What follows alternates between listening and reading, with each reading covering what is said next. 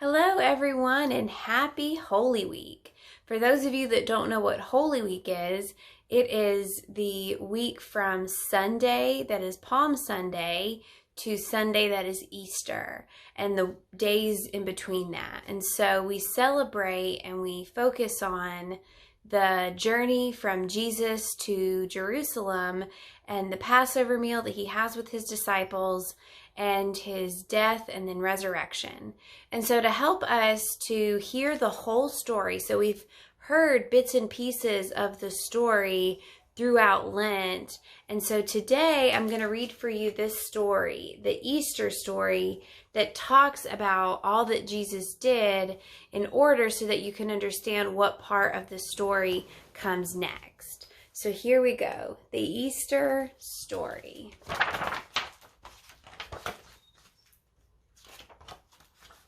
All right. At Easter time, we think of fresh new grass and baby animals and warm golden sunshine. We think of baskets full of candy and brilliantly colored eggs. But most of all, at Easter time, we think about Jesus and all that he did for us. Jesus was born in a manger in Bethlehem on the first Christmas day. A great star shone in the sky above the stable, and its sparkling light led shepherds and great kings alike to baby Jesus. They brought gifts and knelt to worship the newborn child, the Son of God. Many, many years before, the prophets had foretold that this birth would take place and that God's Son would save the world. When Jesus grew to be a man, he traveled across the country, healing the sick and the lame and teaching about God. Everywhere Jesus went, people gathered to hear him speak, and little children flocked around him because he greeted them with love and kindness.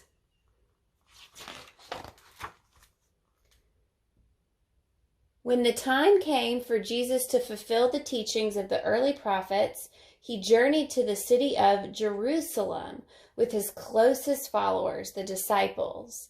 Jesus rode into the city on a little donkey, and people lined the streets to see him. They laid palm branches on the ground to make a soft carpet for his donkey's feet. Jesus entered the city of Jerusalem surrounded by love and glory on this, the first Palm Sunday.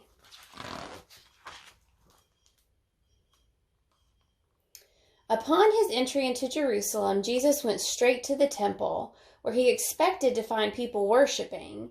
Instead, he found merchants buying and selling and trying to make money.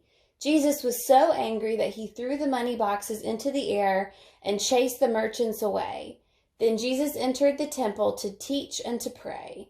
The leaders of the temple saw this and saw the crowd draw closer to hear Jesus' teachings, and they began to turn against him. Inside the temple, Jesus told wonderful stories called parables and debated the law with the chief priests and the elders of the temple. The leaders of the temple did not like seeing the people listening so closely to Jesus. So they asked him questions and tried to trick him into saying something wrong. When asked what was the greatest commandment of all, Jesus answered, "Love God with all your heart. And this I give you as a new commandment. Love your neighbor as yourself."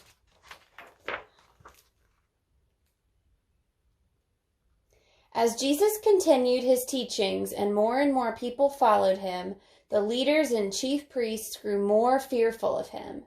They began to plot against Jesus and looked for a way to have him arrested.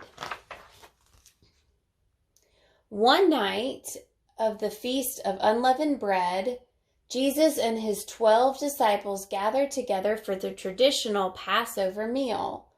When they were all seated around the table, Jesus took a loaf of bread and gave thanks to God. He tore the bread into pieces and gave them to his disciples, and then passed around the cup so that each disciple could drink. Jesus knew that this would be the last time he would sit and eat with the disciples, but he asked them to remember him in the future by gathering together to share this meal. This was Jesus' Last Supper.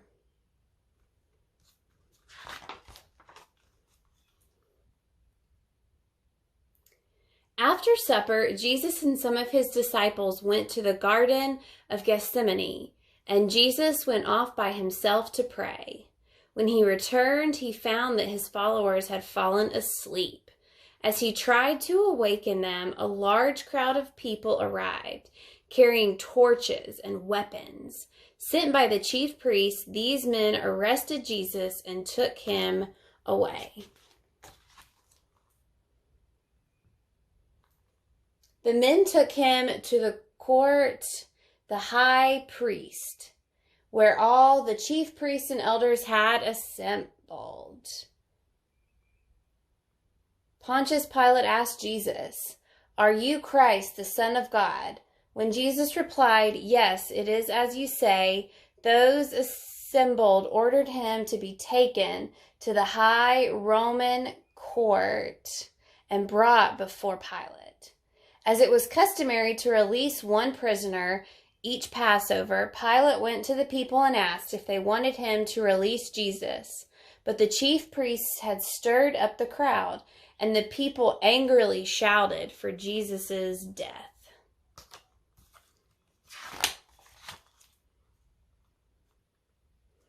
Pilate let the crowd take Jesus away, and the soldiers put him on a cross.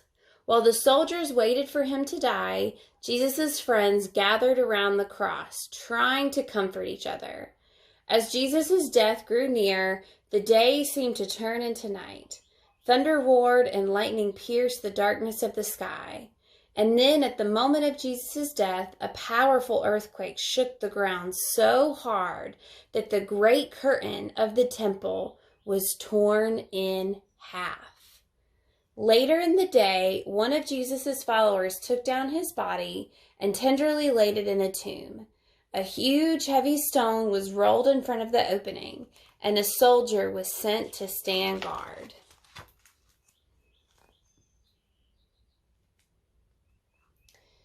Early Sunday morning, the third day after Jesus' death, a group of women brought spices to the tomb to anoint Jesus' body. But they found that the stone had been rolled away, and when they entered the tomb, they saw that Jesus' body was gone. The women were angry and afraid, and they cried out, wondering who would have taken Jesus away. Suddenly, a man dressed all in white appeared. He asked the women, "Why do you look for the living among the dead? He is not here. He is risen." The women ran to tell the disciples of the disappearance of Jesus' body. When they heard the news, 2 of the disciples returned to the tomb with one of the women, Mary Magdalene. They entered the tomb and found strips of linen lying on the ground and the burial clothes folded neatly nearby. The disciples left the tomb feeling sad and afraid because Jesus had been taken away. Mary Magdalene remained alone outside the tomb weeping. As she sobbed, she heard a man's voice ask her, "Why do you cry?" Not looking up, she replied, "Sir, if you have taken Jesus away, please tell me where you have put him." Then the man said, "Mary," and she lifted her head to see Jesus standing before her. Jesus was alive and talking to her. Mary ran to the disciples, who rejoiced to know that Jesus was risen. When Jesus met once more with his friends, he said to them, "Go throughout the whole world, tell all the people what you have seen and heard. And remember, wherever you go, I will be there with you always, even until the end of time." So that is the story of Easter. So that story is why Christians celebrate Easter. We remember that Jesus gave up his life because he loved us. And on Easter morning, we rejoice because Jesus Christ rose from the dead and lives. And we know that because of Jesus, we can live too. I hope you all are staying safe and healthy. I miss you all, and I hope you have a great Easter Sunday.